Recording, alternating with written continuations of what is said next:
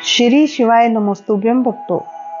श्री शिव महापुराण तृतीय खंड का तृतीय पार्वती खंड का 43वां अध्याय शीर्षक है नारद मैना संवाद।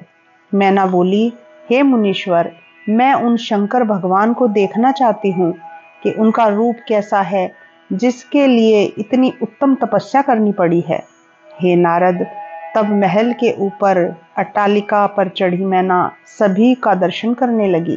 देवताओं की सेना देख मैना साधारणतः प्रसन्न हुई।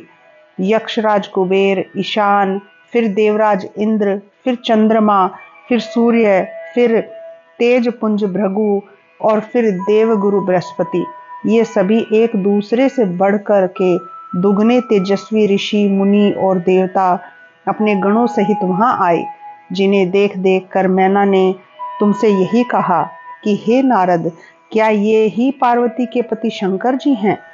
हे नारद, तब तुम कौतुकी ने मैना के वाक्य सुनकर कहा कि ये भी शिव नहीं हैं। पार्वती को वर्ण करने वाले शंकर जी तो इनसे भी कहीं बढ़कर हैं। मैं उनकी शोभा का वर्णन नहीं कर सकता। वे समस्त ब्रह्मांड के नायक, सर्वेश्वर और स्वयं प्रभु हैं। तब इस प्रकार नारद के वचनों को सुनकर मैना को बड़ी ही प्रसन्नता हुई। मैना जो ही इस प्रकार के शब्दों में अपने भाग्य की प्रशंसा कर रही थी, त्यों ही अद्भुत रूप धारण किए भगवान शंकर वहां आ गए। तब उन भगवान शंकर को आते हुए देखकर तुमने उन्हें प्रेम पूर्वक मैना को दिखाया और कहा कि हे सुंदरी, देखो, ये वही भगवान शंकर हैं जिनके लिए पार्वती ने तपस्या की है। यह सुनकर मैना बड़ी प्रसन्न हो गई और शिवजी के अद्भुत रूप वाले गणों सहित उन्हें देखने लगी। इतने में शिवजी की अद्भुत सेना वहां आ पहुंची। उनके विविध और विकराल अंग तथा वैसे ही सब विचित्र स्वभाव के थे।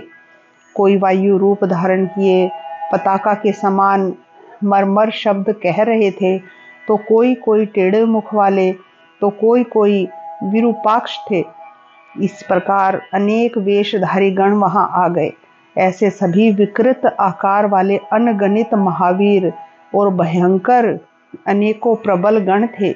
हे नारद, उसी समय सब गणों सहित तुमने भगवान शंकर को भी मैना को दिखा दिया, जिन्हें देखते ही मैना शोकाकुल हो गई। जब उन 5 मुख तथा 3 नेत्र वाले भूति भूषित भगवान को मैना ने बैल पर चढ़े हुए देखा, तो वे सर्वथा ही अधीर हो गई। वे चकित हो कांपती हुई विहल और भ्रांत हो गई।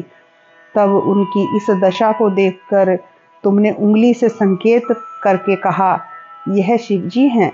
हे नारद, तुम्हारा यह वचन सुनते ही मैना को बड़ा दुख हुआ और वे तत्क्षण वायु से टूटी हुई लता के समान पृथ्वी पर गिर पड़ी और तुमसे बोली, हे दुराग्रही, तुमने तो मुझे ठग लिया।